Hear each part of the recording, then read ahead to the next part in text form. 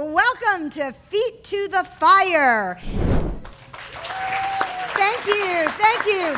I'm Barbara Venezia, and I'm a journalist with the Orange County Register and the Daily Pilot. I'm also co-creator of the event, along with my partner, John Canales, from the Daily Pilot. So let's hear it for John.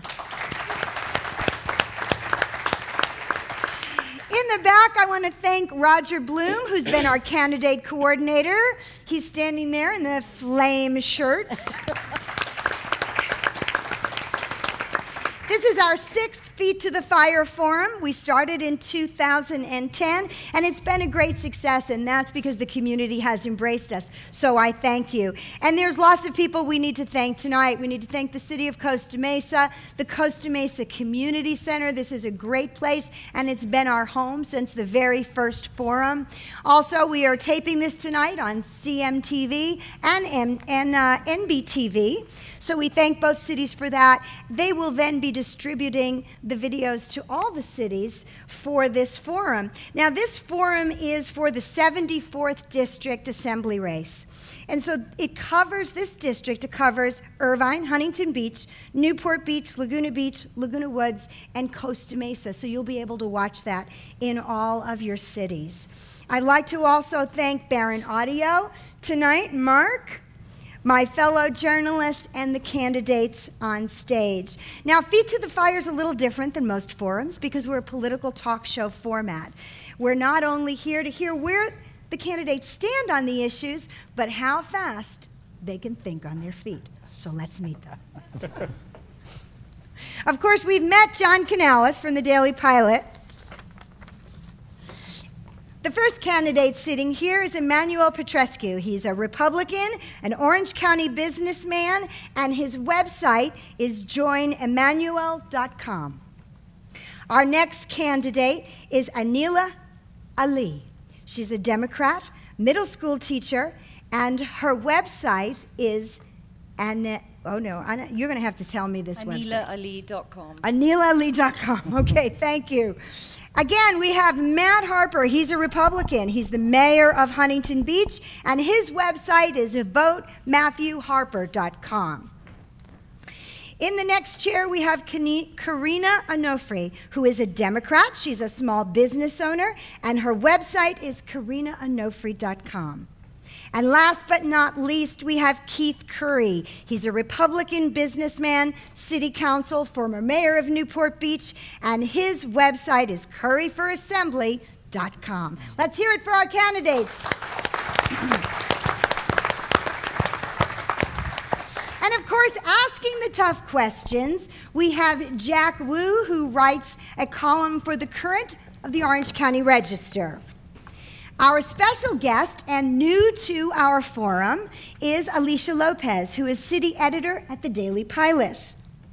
And the man with the feistiest record on Feet to the Fire has to be editor-in-chief of Voice of OC, Norberto Santana Jr. Let's hear it for everybody.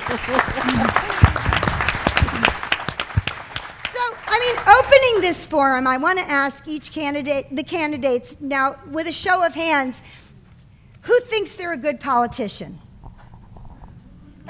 Okay, see, now that kind of bothers me because it's like if you call a plumber and they don't want to be a plumber, I don't let them in my house. So you're applying for a job, okay, that's a politician, yet a couple of you didn't raise your hands like you want to be a politician.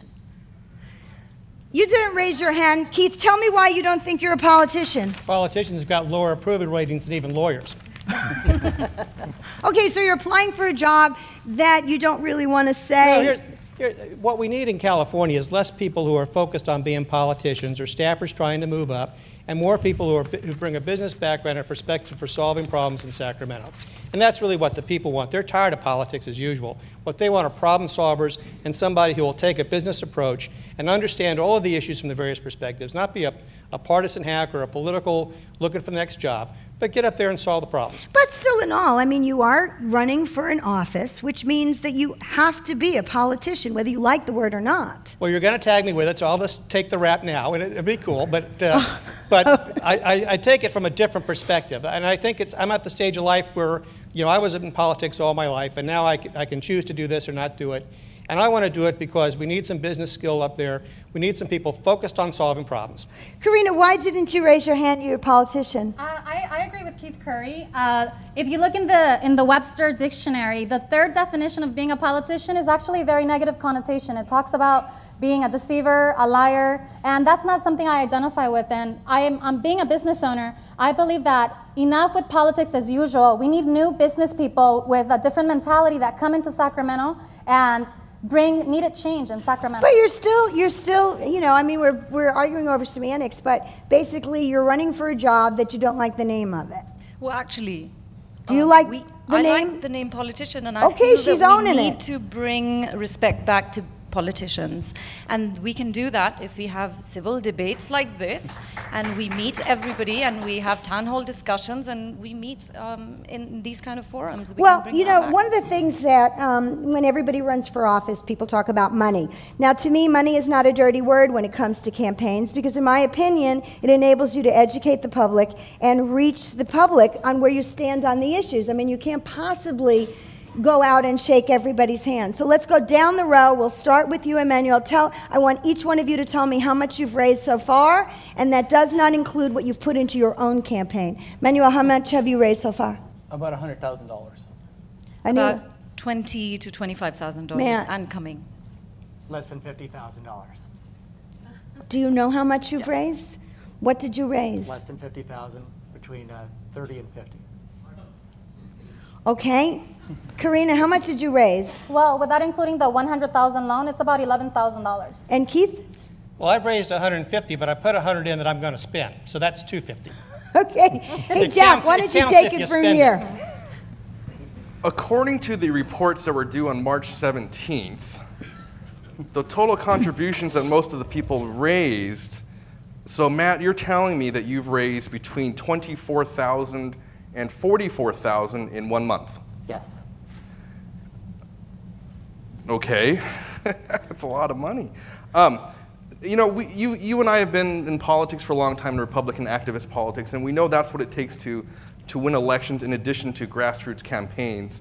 How much money do you actually have on hand right now? Let's look at it like that. You know, we can talk about how much we've raised. How much do we have on hand to be able to spend for this? Well, I'll tell you what, in terms of measuring in terms of people's treasuries, I don't have a figure on how much there currently is cash on hand, but what I do think is really important is the issues and what people stand on the issues. You can't get your issues out if you have no money. But nevertheless, I think it's most important in terms of a forum like this to be illuminative about what people's positions are on the issues. The mechanics of a campaign will play themselves out, and if this is a runoff between two candidates from June versus November, then we're going to have plenty of time to be able to raise resources for a November runoff.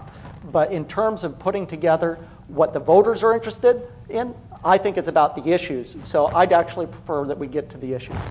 Well, that is, you cannot get your issues out unless you raise the money. In Newport Beach, for instance, there are candidates that have great issues.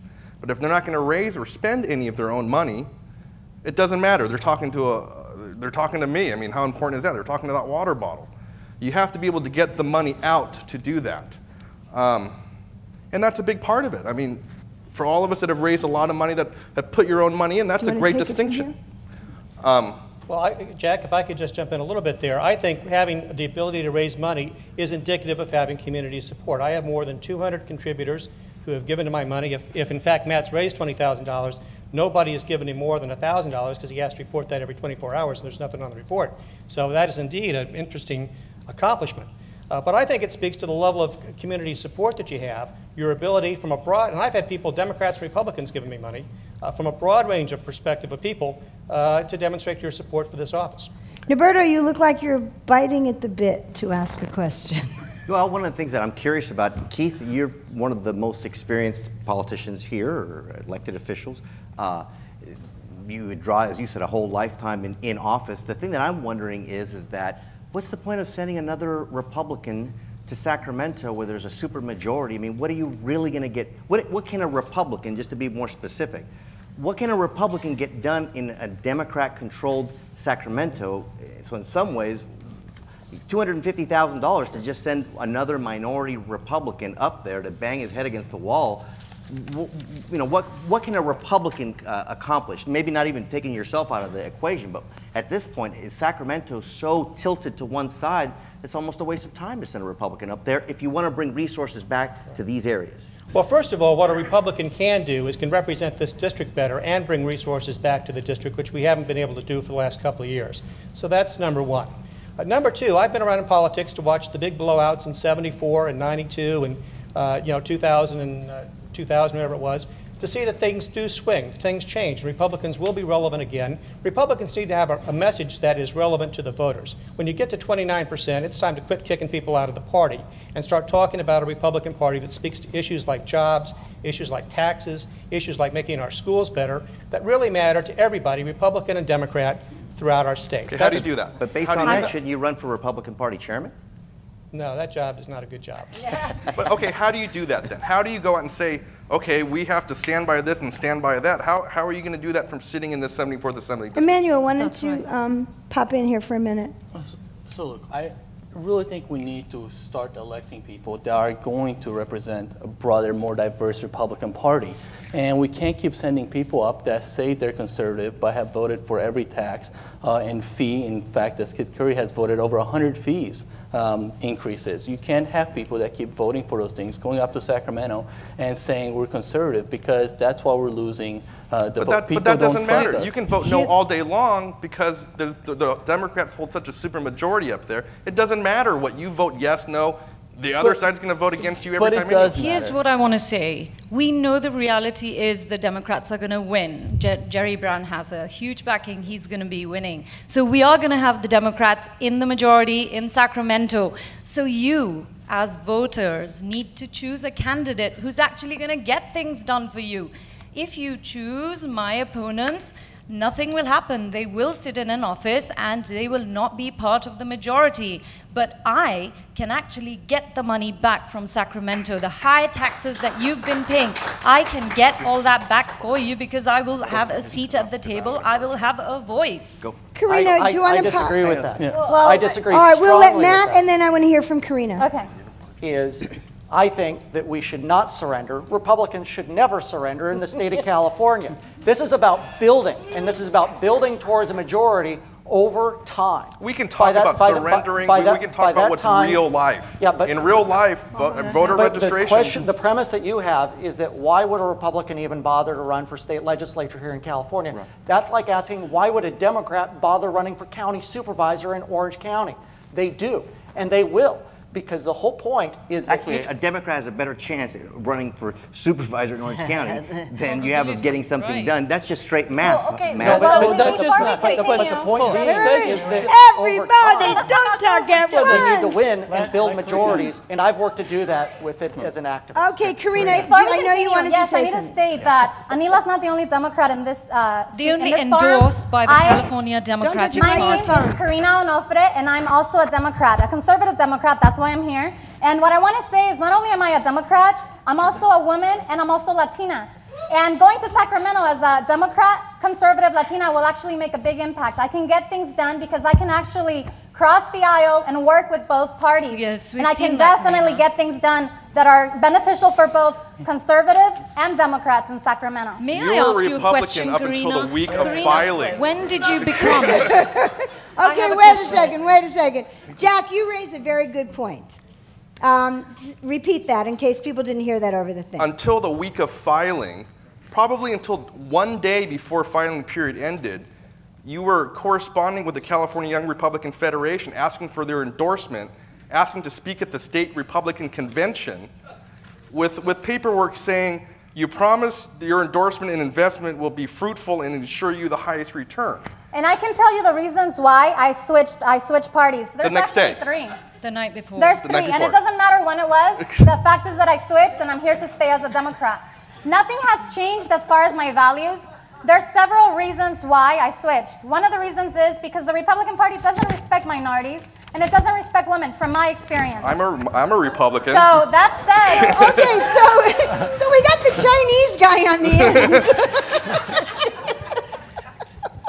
So that said, there's several different examples, and you can read about them in the OC Register. The last experience that I definitely pushed me. I didn't leave the Republican Party. The Republican Party left me. I still have the same conservative values. According to your application to the California Young Republican Federation to earn their endorsement, which you signed, 4 days before you changed? Well, yeah, and when I switched, wait, I want to hear Jack. I want to hear Jack. Jack, tell me, what does it say? Well, okay, one of the things that you wrote was that you intend to aggressively sponsor California Young Republican Federation and college Republicans because it's the youth. And now, you're a Democrat now. Are you not intending to support these people anymore? I'm supporting conservative Democrats now because I'm a Democrat. This is the party that embraces all minorities, the party that embraces all religions, the party that embraces men and women and people of all ages. This is a party that respects everyone. And you feel you can bring credibility to Latinos, to the California Young Republican Party, and to our party, and help serve our party and ensure we don't become obsolete. You signed this on the 6th of March. When did you switch registration? I switched when I registered. And like I said, Wu, I'm staying as a Democrat. So there's nothing else to say. Alicia, there's a lot of people, look, I'm staying as a Democrat, and there's a lot of people that think like me. I haven't switched the way I think. I'm still a conservative, a Latina, Christian conservative. And I'm not going away. There's a lot of people that think that like me, and we're going to make a big difference in this state. We're the growing minority, becoming majority. What are some of your conservative beliefs? I'm fiscally very conservative, running several businesses. Don't touch your microphone again. I heard that. Running several businesses. I'm an H&R Block franchisee. I'm a real estate and insurance broker. And that's not telling me about, you're not answering his question. Listen to what he asked you. What are some of your conservative beliefs? Right. This definitely answers the question. It ties in with the answer. The answer to that is that I know how to cut costs. I know how to make sure that we budget and work with a budget and maximize profits. That's one of my beliefs. I'm fiscally conservative. And I'm also, being a Christian, I'm also very socially conservative. Mm-hmm. So you'll vote against the Democrats on social conservatism? Actually, I will vote, when it comes to pro-choice, I will vote pro-choice because I believe it helps women, especially women that are poor. But personally, because I'm Christian, I'm pro-life personally. But as a legislator, I will vote pro-choice. That's what you had in your Tea Party flyer, that you're pro-life. So you switched really fast. Because personally, I am pro-life. And being a woman, you should understand why being a woman is important to choose pro-choice. Because that way you give everyone, it's hypocritical to say. That's our party platform. I'm the only endorsed candidate for the California Democratic Party. Well, you're the only endorsed candidate, girl, because you announced before I switched. I have been a loyal Democrat, Karina. And being Latina, like I said, being Latina, I represent the majority in the state. Alicia, I know that you are biting at the bit to jump in here. It's very entertaining, I have to say. It is a little bit, okay, I want to actually, I'm going to be the nice one. I want to know what, especially what we're saying about Republicans getting into the state, but also for the Democrats, I want to know, you have to work with these people when you get up there, right? You know, it may be difficult, it may be impossible, but at some point you have to decide what you're going to do there. Right. Surely you have something that you're eager to get a hold of. There must be something that you want to do there. Yeah. I want to know what that is, and do you have a plan right now to get it? Because it's easy to say. Who are you asking that question to? Actually, I kind of want to know from everybody, but let's ask a specific person. Okay, Matt, go ahead and tell me what specific thing you've got that you want to get started, that you can accomplish there as a Republican. On the Huntington Beach City Council, we have both conservative Republicans as well as liberal Democrats. The way our city functions and elects folks, you get people of a wide variety of different political philosophies. And so what I've done is I've worked to outreach to some of my more liberal colleagues and join on things that we would agree on. That's the way we can get things passed. One of the things that I've tried to do is actually pull off a lot of the laws off of the books, especially laws that are nanny state laws that may be telling people what they can and can't do. And I worked with Jill Hardy to pull off several of those laws. The nanny state something is actually something I wanted to ask you about as well. Yeah.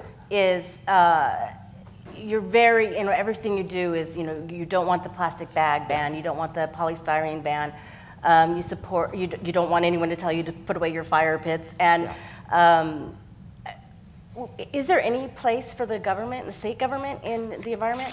Okay, well, I'll answer that, but in regards to your first question, I think it's absolutely critical, and I think that there's a lot to work on across the aisle on a lot of our key infrastructure issues, because we're going to have a population increase continuing here in California, and so we're going to need to work on our water resources, our transportation resources, our energy resources, and we're going to need real solutions when it comes to solid waste disposal here within the state. Each of those need to be addressed, and I intend to work on all of those. The most important way to be able to address those issues is California Environmental Quality Act reform, or CEQA reform. Because in order to be able to achieve those infrastructure projects, we need to reduce the costs and reduce the things that inhibit our ability to handle those. The additional benefit of CEQA reform is it also enables business to be able to build homes as well as to commercially build as well within the state of California. And that's how we really get down to business and grow jobs here within the state of California, is to remove the government in terms of being an obstacle towards economic reform. But the reality is, yes, I very much agree that we need to make sure to scale back, especially when it involves personal freedoms. You know, people are smart in California. They'll do the right thing. Will people be good environmental stewards when given the freedom to do so? I say absolutely yes. And I think that people should absolutely be able to decide to have a bonfire on the beach. And they shouldn't be hindered, whether it's the city of Newport Beach or the Air Quality Management District. People shouldn't be hindered in terms of being able to take care of pastimes. Is there any role for government to protect the environment? Absolutely. I just believe in a smaller form of government than we have today in the state of California. Umberto, go ahead. Well, Matt, with all due respect, when you talk about a smaller government, and one of the things that I'm always interested in as a reporter is ideological consistency. And there's a couple of questions there that I'm curious about. In your own case, you worked for Supervisor Janet Nguyen as a policy aide, a senior policy aide from 2007 to 2011.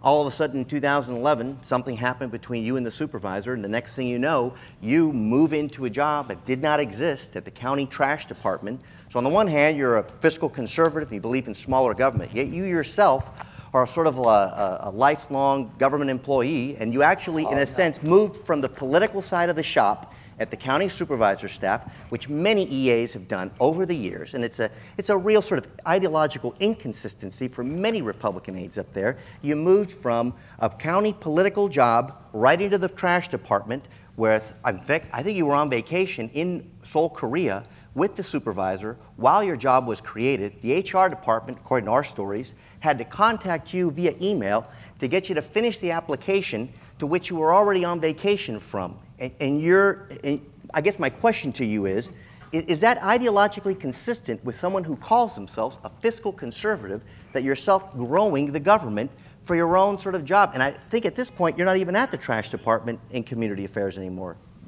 Well, and again, fair, not fair? First of all, your question isn't relevant to the issues that we're trying to decide within the state of California.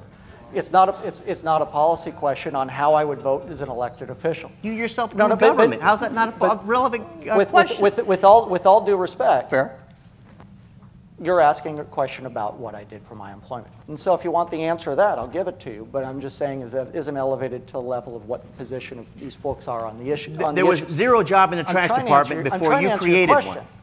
So you yourself grew government. If you would How's that not relevant to a fiscal conservative? You've got to allow me to be able to finish. Fair. I'm very interested. And so the thing is, I think it's an unfair charge to say that I've worked for the government all my life, because if I've worked for the county for 6.5 years, that's certainly by no means. I mean, I know I look young, but I'm not that young. Fair enough.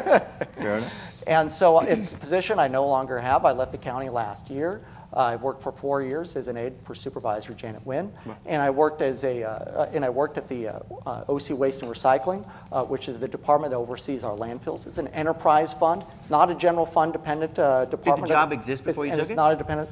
And duties in which that I had are duties that you have to take care of within the Orange County Waste and Recycling, and continue to have to be taken care of today, even with me no longer working for the county. And that's duties that— The job is still there? And that's including as PIO, that's including working with our household hazardous waste sites, and the promotion of our household hazardous waste sites. Honestly, we need to make sure that our landfills are clean. We can't have those household hazardous waste going into our county landfills, because by polluting them, we make them so that they can't be utilized in a way that maximizes their value and their time. So if it's funded off an enterprise zone, you can pack it with as many political appointees as you want. That's fiscal conservatism? You know what? If you want to trash me, I get it. But I'm not trashing you. It's all facts. I haven't heard you say I'm wrong yet. the reality is, I May did be work unfair, there. or This- you don't this like it, but it's not wrong. It's required to happen at the OC Waste and Recycling under California state law, and not only that, but to also respond to public information requests, et cetera, from the, for the department. And those are duties that continue to this day. So to say that that was that those were duties that weren't performed there before, they were. Let's change track. I have a question for Keith. Keith, one of the things that you represent as a conservative Republican, you have far more experience than anybody else on this dais. Some of the criticisms that we've heard is people bring up the City Hall, the Newport Beach City Hall, because of how much it cost. And that people have concerns that, well, if you're willing to spend that kind of money in the city, what would you do in the assembly? How do you answer that kind of criticism? Well, I think we have to look at exactly what is entailed in the project and how it was paid for and how is it affordable within the city's budget. The first thing, and it's ironic because I led the opposition to building it on that site, and we said in the campaign for Measure B that it would cost $100 million to build it there, but the voters voted to put it there. We needed to move, among other things, $8 million of dirt to make that site a buildable site. But the City Hall itself is only 40% of the total cost. In order to make that site an integrated whole, we built a 17,000 square foot expansion to the library, a library that draws 1.2 million people. It's the second biggest attraction in the city. And most of them from Huntington Beach, by the way, half of them from Huntington Beach, and Irvine and our surrounding cities. We built the 5th largest park in the city. We built a community center. We built the emergency operations center. We built a bridge across one of the busiest and most treacherous intersections in our city. We built the city's first dog park. All of that's paid for in $8 million of debt service and a $280 million budget. You mentioned that dog park, and that's a sore spot for me because I am a dog person. That is a horrible dog park. I have to say, does anybody have dogs? We have a nice the dog park and a dog beach. All politics is local, but we're building one on the west side, so we've got one for you, Barbara. They put the big dogs with the little dogs. But let me make the point here, because my opponents have been attacking this facility all over, and when they attack it, they really attack the library and the parks as well. I'm proud of the fact that in Newport Beach, we build infrastructure that will last for the next 80 years. We have a senior center that we conceived of. You were part of this. And we built it, and we got it done in 3 years. He has a sign on a dirt lot because he doesn't want to do bonds, and he doesn't want to do, the things you got to do in government. Just because you can afford it doesn't mean you should spend it. Well, I'll tell you what. When I talk to the people in Newport Beach, I think they like the library. I think they like the park. We spent extra $10 million. We spent extra money, millions of dollars, just to give the architects the ability to win a freaking award. No, that was not what it was about, but we have won awards, and I'm very proud of it. Who cares about awards? It's city taxpayer funds. Let Emmanuel say something. So this is a project that started out supposing to cost $40 million. Then it went up to 80, then 100, then $130 million, then $140 million. Then you borrowed and took taxpayer subsidized loans of $100 million. So by the time this thing is paid off, it's going to cost $230 million. That's the equivalent of taking out taxpayer subsidized loans to buy a Louis Vuitton and then saying you're fiscally conservative. You might be able to afford to make those payments, but you're not fiscally conservative. Well, Emmanuel, you were there the other night. Emmanuel, you were there the other night, so you tell me what you would have cut out. I would have brought the project back to where it was supposed to be. Well, what would you have done? Well, I mean, you got to make real decisions. So you doubled the size of the parking. It wasn't needed. So you have white bunnies that cost you 200 parking spaces? Those are for the library, my friend. You spent a couple $100,000 on white bunnies that weren't needed. $200,000. You got that down. $139 million to go. Keep going, Emmanuel. When is that parking lot completely? Is the parking lot completely full all the time? It's never completely full. No. Is it? See, that's the thing about you guys. I don't go over there. I live in the ideologues, and you don't understand that people like these projects, and they make the city better, and they make the property taxes higher, and that's why Newport Beach is the kind of place it is. The property taxes are higher. The property taxes are higher because you raise them higher. Property values are higher. Property values are higher. Marina taxes. I get it. They are higher. I'm not sure how much the city in Newport Beach has to do with the fact that it costs a lot to live in Newport Beach. It's a beautiful place, but regardless, I get that it's going to be expensive to be able to live in Newport Beach. I think that we completely forget that we need to be competitive. We are a global economy. California is the 9th largest Some say it's the 8th largest. We need to come back. And that means we need more infrastructure. We need more money for infrastructure. We need to bring it back from Sacramento, but not at the cost of raising taxes. But we need 21st century thinking. We need to stop this. And we need to think, how can we be cutting edge? How can we bring California back to the way it was? Well, Anila, how? I mean, I haven't seen a lot of it. I don't know a lot about your history as far as, what you've done to bring in money besides your business, So actually, I don't have a business. You're a I'm a teacher. I understand. And Karina's a business person. How do you go to Sacramento and get them to give us money? Because I have a vision. I have a vision for California. I've been here 17 years. Economy is very important to us. Small businesses are the key. They keep our engines running.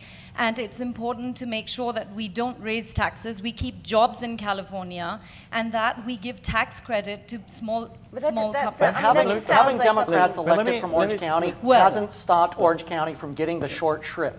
We've sent people like Tom Daley and Sharon Quirk Silva.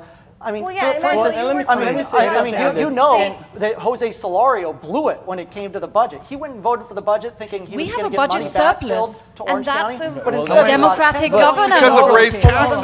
Wait a second. Hold on. Everybody, hold on a minute. And I think this goes back to Norberto's question as well. How are you going to work with Democrats? And Matt touched on this a little bit. One of the most important things we can do, and this is my #1 priority, is reforming the California Environmental Quality Act. And there's enough Democrats up in Sacramento that want to do it. I know who they are. I can go work with them and actually get it done. Because we can ask for more money and we can spend all the money we want on infrastructure. If it takes 10 years to approve a bridge, it's never going to get done. It's not only a money issue. We have to reform the regulation. That's something we can do with Republicans, with Democrats, and work together, and not always asking for more money. We have to see what else is. But Anila, here's my question. Okay, you're a Democrat, right? Yes. And Jerry Brown is a Democrat. Indeed. And he raised taxes, and he got the economy back on track for the most part. So are you saying that the Democrats should not raise taxes? Well, in my district, if you elect me, I am not going to be raising taxes because we've got a budget surplus coming up. We need to find fiscally responsible ways to build our infrastructure. We have to be cutting edge. We have to be 21st century. And yes, I don't believe that's all rhetoric to me. And that's all rhetoric to me because here's the thing.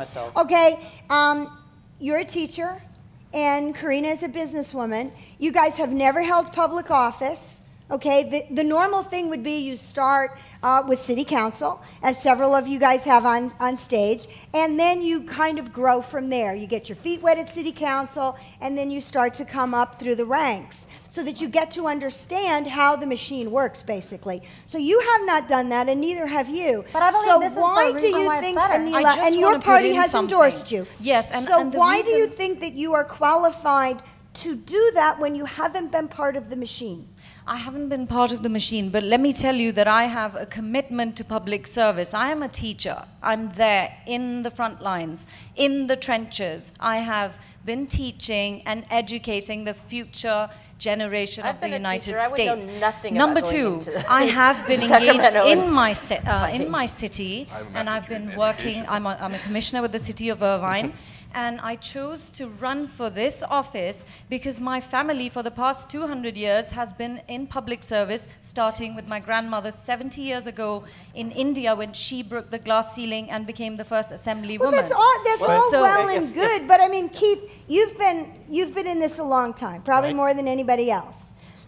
What do you think about starting at an entry-level position and then moving up? I mean, can you just have that wonderful feeling that you want to do community service and really get in there and do it? Or do you need to understand how everything works? Well, it surely helps if you understand how everything works because you can hit the ground running on day one. I was a financial advisor to states all across America putting together financial plans. My opponents like to hit me on it because some of them involve tough truths. But I've solved problems. Nobody asked my ideology, just did the plan work? Did it solve my problem? And that's the idea that I want to bring to Sacramento. You know, Emanuel talks about being able to work with Democrats. That's because the best man in his wedding is a Democratic assemblyman, Matt Dubrovny. And Emanuel's proud about this, but Matt will put his arm around Emanuel and say, this is our guy. If we can get him up here, we can work with this Republican. Now, I'm proud of my Democratic support, but even I draw the line at having members of the caucus raise money for me. John, why don't you jump in here because I haven't heard from Well, you. I kind of wanted to go back to raising taxes a little bit. You talked about being a teacher. Jerry Brown's, initiative raised taxes to stave off school cuts. That was the need of the day. But did Jerry Brown do the wrong thing? Did the voters of California do the wrong thing raising taxes? Now we have a balanced state budget.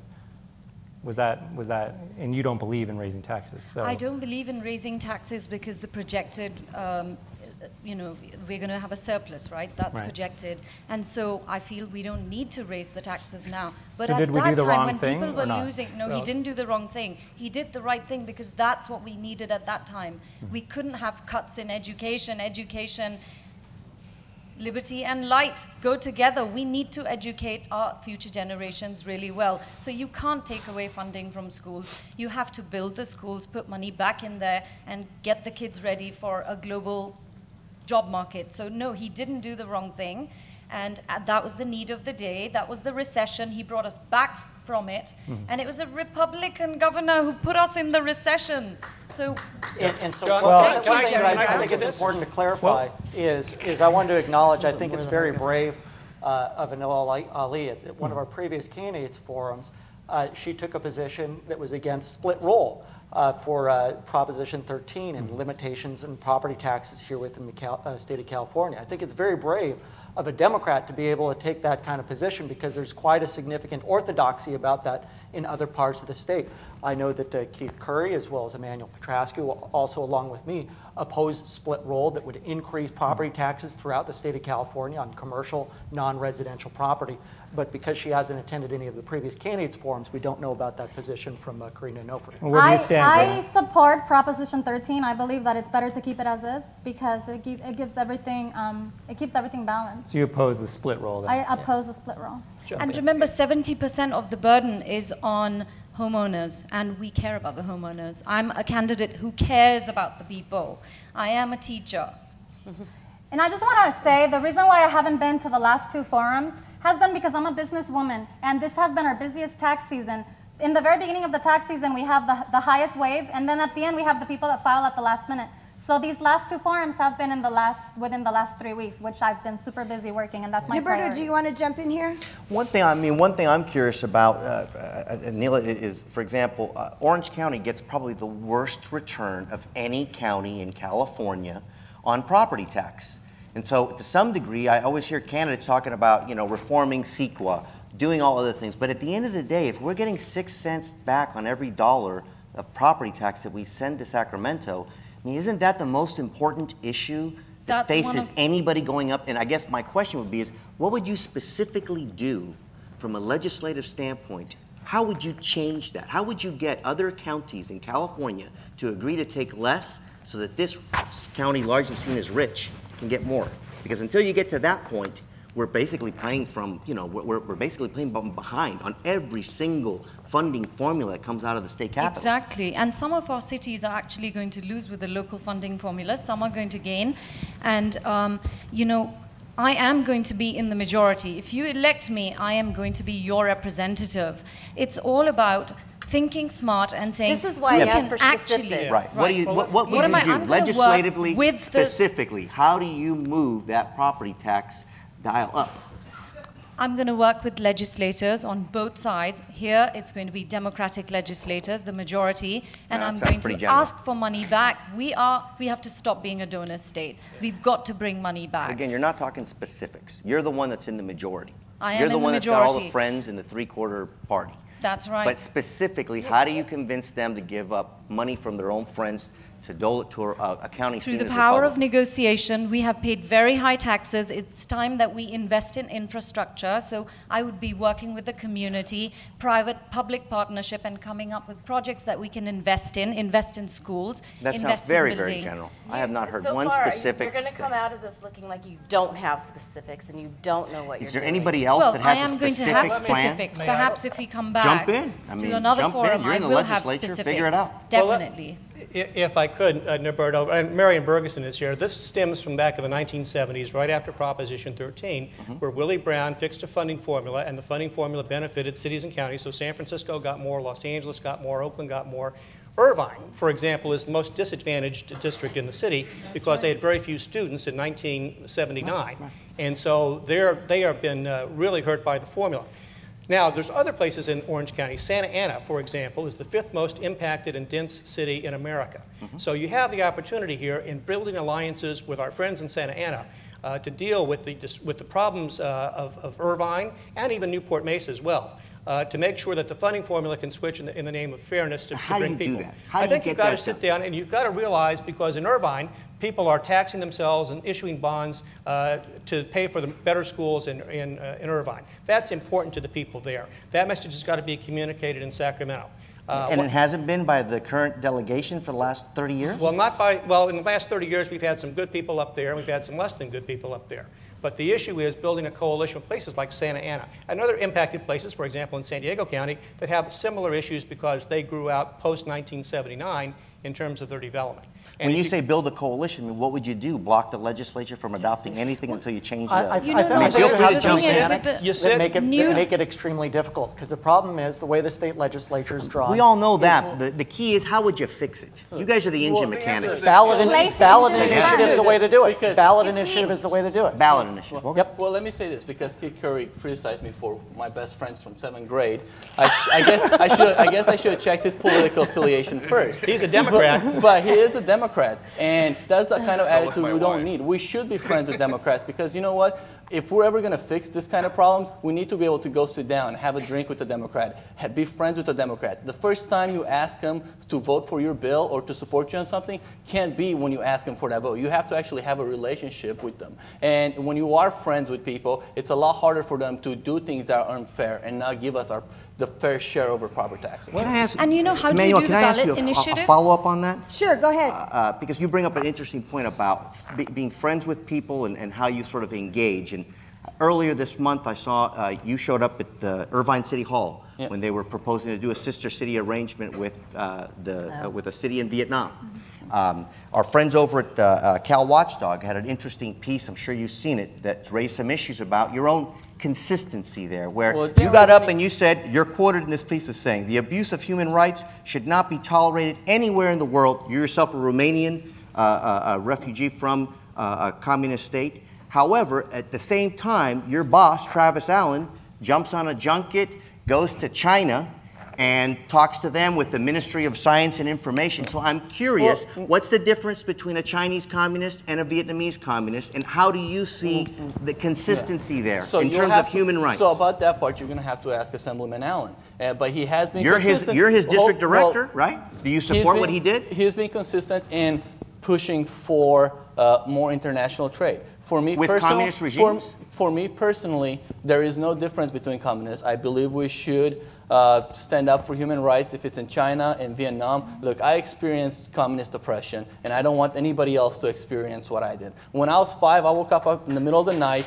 and the secret police were in my house looking through my family stuff. I don't want to see But you work for an assembly member now who goes to China and is shaking hands with Chinese communists doing deals. Do you think that's correct? I mean, is that good business in your mind? Is it different? You'll have to ask him about why he's... Do you support what he did?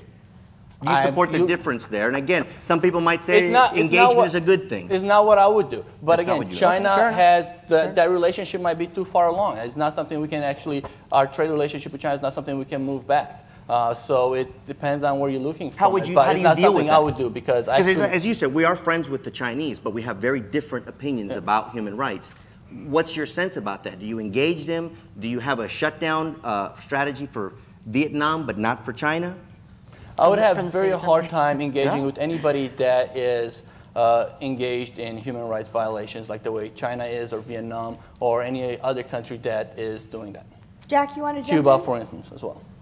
I think people were there just because they wanted to express their opinions about a strong feeling that they had. So I respect that, and that's what's great about our democracy, that you can express your feelings. It was taken off before. It was not an agenda item, and I think the councilman realized that he had hurt the feelings of the people, and he took it off. But, you know, I do believe in people-to-people diplomacy, and that's what the president is doing, even right now in Ukraine. That's what he's doing. And All right, let's take you off of that for a second. All right. All right, we've talked about the realistic. Okay, let's talk about inside baseball a little bit and the realism of a Democrat getting elected in this district. What is a Democrat voter registration in this district? It's getting better. What is it right now? Come on. The last time in Irvine, it's actually improving. That's Irvine, where Newport Beach, Costa Mesa, Huntington Beach. It's 29%. 29%. It's last increasing. Time, okay, It's last time around increasing. in the 2012 election, the only one Democrat in the race Robert beat Rush. the other Republican in the race, Leslie Dago, by 10 points. Now there are 2 female Democrats running in this race. You can talk about what you want to do all day long, and that's great. How are you actually going to get there? I'm going to get the votes by knocking on doors, going to Democrats and telling them that I'm the only But you're gonna split the vote anyway. candidate. And I'm also sending out mailers. I'm also, I have ads going in Laguna Beach. I have a great support network. I have foot soldiers with the Democratic Party of Orange County. You're going to send out mailers with $20,000. I have city council candidates in Newport Beach that have more than that. Let Karina answer that. Actually, it's increasing. You know that I'm fundraising every single day, and that's increasing. And let's not make it about money. Let's talk about You can't win without it. You can't win without it. I agree with you, but my fundraising is increasing. Actually, people are reading about me. They're finding out I'm getting a lot of good buzz, and I think that people are tired of the same old, and they understand that sometimes you've got to cross party lines and say, this is the better candidate. This candidate cares for us, cares for the seniors, cares for the education, cares for everybody, and we've got to pick that candidate. Let Karina you answer had your that hand up. question. I think, the answer was pretty general. I have a more specific answer on how I'm going to win this district.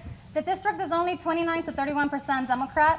The other 60% is split between decline to states and Republicans. But what I want to say is there's 60,000 people that are eligible to vote that haven't registered.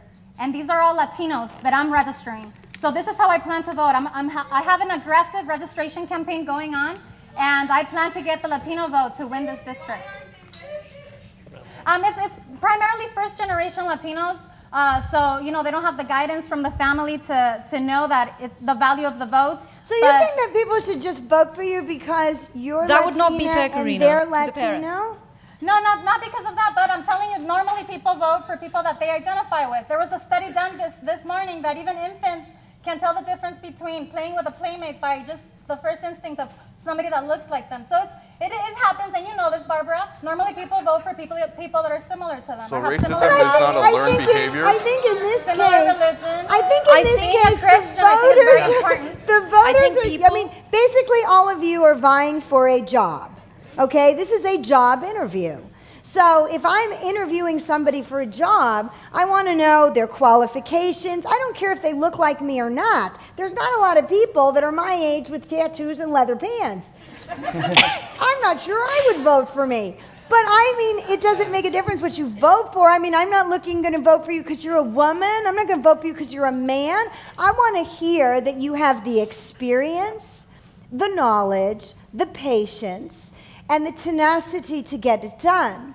And I'm going to also look at your past record of what you have to do, because these are the people we elect that affect what happens outside our front doors.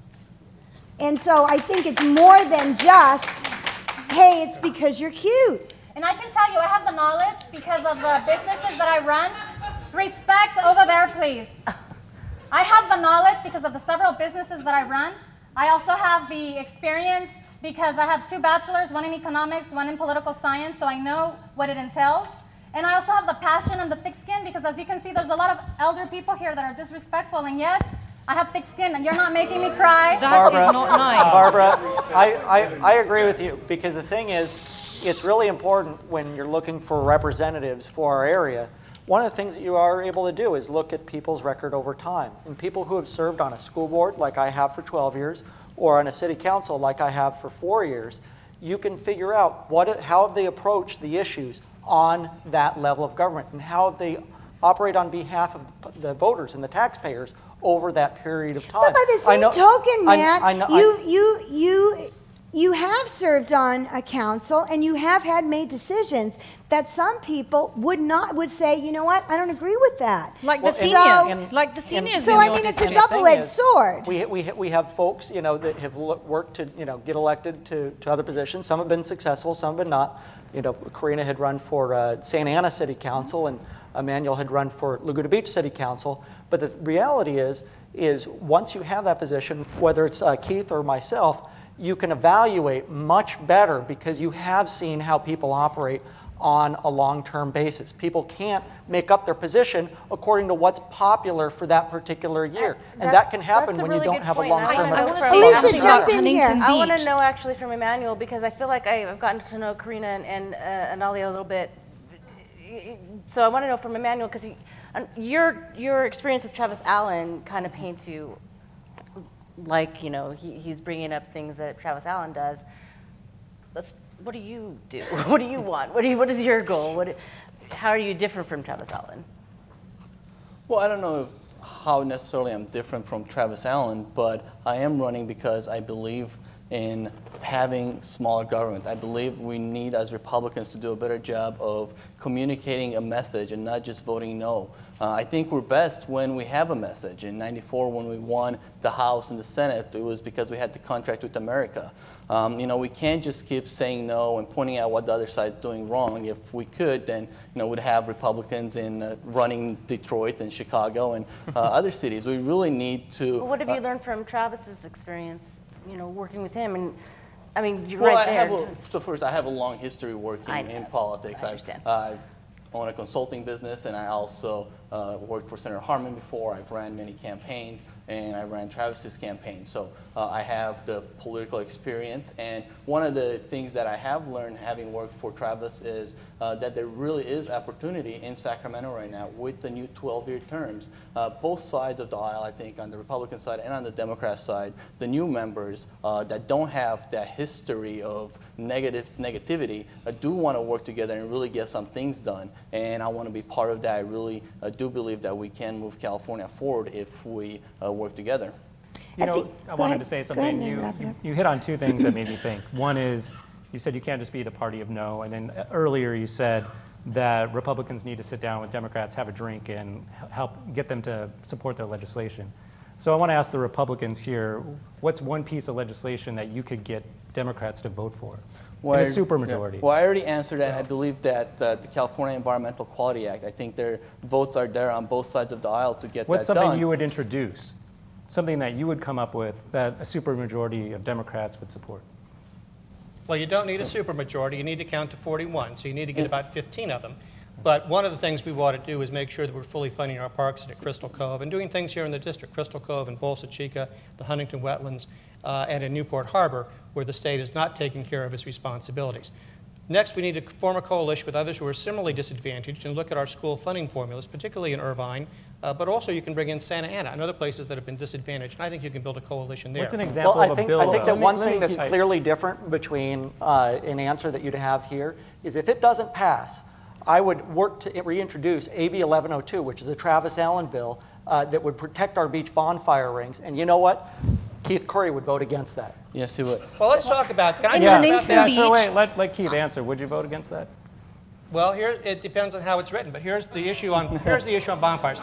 I believe that every city should make its own decision for fire rings. You want to take them out? They have 600 in Irvine, in Huntington Beach. If they want to have 600 or 6,000, that's fine with me. They don't have any on the city beaches in Laguna Beach, where Emmanuel raises his son.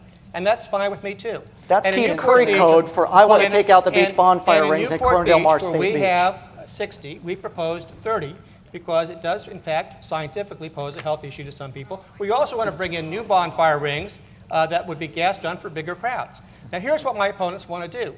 They want to take the authority for that decision away from locally elected officials accountable to the voters and give it to state bureaucrats. I'm opposed to that, whether it's the AQMD or the Coastal Commission. The way the law is currently written, by the way, the curfew, we have a 10 p.m. curfew on our beach, but now if some gangbanger shows up and he pulls out a stick of wood at 3 in the morning and says, I'm here for a beach bonfire, unless we have a coastal development permit, we can't make him leave if that bill passes. That's why giving authority to state bureaucrats is never a good idea.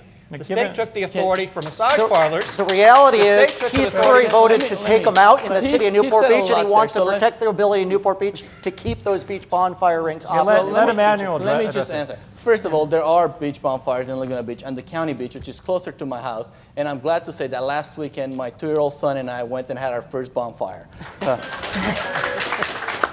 And as far as AB 1102 goes, which I helped write, what the bill does right now is there's currently 2 agencies that have jurisdiction over beach bonfires. It's AQMD and also the Coastal Commission. The only thing the bill does is it takes the authority from AQMD to regulate beach bonfires. Now, Corona del Mar Beach is managed by the city, but it's actually a state beach. It belongs to everyone. It belongs to all of us. And Keith Curry wants to take those beach bonfires because he believes there's gangbangers that are going there on the beach. There's no gangbangers. I used to go to Corona del Mar Beach every Friday for church vespers at night. It wasn't because of gangbangers, Keith. How about the Democrats? Where do you stand on I this? want to tell you that my son has enjoyed many years of bonfire nights at the beach. And so, you know, we've got to think about probably a solution that we can please the environmentalists and the people who are opposed to the, who are for the fire pits. It is a part of our culture, okay? Roasting marshmallows. My kids have enjoyed that, so I believe that we can find a solution, perhaps gas bonfires. So it sounds like you come support together and Newport find Beach's that. position, basically. Right. So you're Because in the agreement. beach is everybody's. It's open to Karina, why don't everybody. you close Inclusive. with giving us your opinion on the bonfires? Well, I love bonfire pits. I think they're part of the California culture. However, I believe that the less government regulation, the better. However, it also depends on the cities. It should be each city that decides how they want to deal with the bonfire issue. I believe that in the case of Newport Beach, the reason why property values are so high is because they know how to regulate their beaches also. And I think that it depends on every beach. Huntington Beach, if the members of the residents of the city want more bonfires, then by all means have more bonfires. If the members of Newport Beach want less, then represent the members of that city and have less bonfires. Okay, well, we're at the 8 o'clock hour. Let me, before we get off of bonfires, because my opponents here like to misrepresent this issue and make it look like I'm opposed to all bonfires. I think cities should make the decision, and Huntington Beach wants to double the bonfires, that's fine. If any city wants to double them, that's fine. But now, Mr. Petrascu here wrote a column that ran in some of the newspapers where he misrepresented my position, and John, this is what you wrote about it. For the record, what I wrote about? A commentary in Saturday's edition, Curry's been inconsistent on fire rings, misstated the Newport Beach City Council position on fire rings. The council and Councilman Keith Curry did not, as the mailbag item stated, seek AQMD involvement in the fire ring issue. In fact, the AQMD got involved on the issue on its own. There was no specific request for the council. Mr. Petrascu has been misrepresenting that position, and I appreciate the fact that you called him out on it. Because he's arguing a matter of semantics. In fact, the Newport Beach City Council did support AQMD's position on getting rid of bonfires, not only when they wanted to get rid of the ones in Corona del Mar, but when they wanted to get rid of the bonfires along the entire coast within the AQMD zone. You were challenged by Mayor Rush Hill to show evidence of that or apologize. We're still waiting to see the evidence. Your city manager came to AQMD hearing and testified in support of AQMD banning all beach bonfires. That was not the city's position. Well, we're at the 8 o'clock hour. Time to discipline the city manager. We're at the 8 o'clock hour, and generally how I usually close Feet to the Fire is ask a yes or no question. Okay, I got a couple of them. It's a yes or no answer. We'll start with you, Emmanuel. Climate change, real or not? That's not really a yes or no answer, but Climate change, real? Climate changes. Yes or no? There's been warming for hundreds of years. Anila? Yes, just look at 2014. Matt? Climate changes, but not human caused. Karina? Climate changes. Yes. Okay, medical marijuana, for it or against it? The voters support it, so yes. Yes, my mother suffered from cancer, and it's got to be a yes if it alleviates pain. Matt? No. Karina? If the voters support it, yes. I didn't ask that. I asked your opinion. Yes or no, medical marijuana? Well, so far everyone's giving a little bit more, so yes. Keith? I haven't found anybody in law enforcement who thinks it's a good idea, so no. Okay. Well, that wraps up another wonderful Feet to the Fire. Let's hear it for all of our guests tonight, our journalists. We're at the 8 o'clock hour. Thank you again for coming to Feet to the Fire. Thank the City of Costa Mesa and the Costa Mesa Community Center. We hope that you enjoyed yourself, and we'll be back on April 28th to talk to candidates from the 2nd District Supervisors. Thank you, everybody.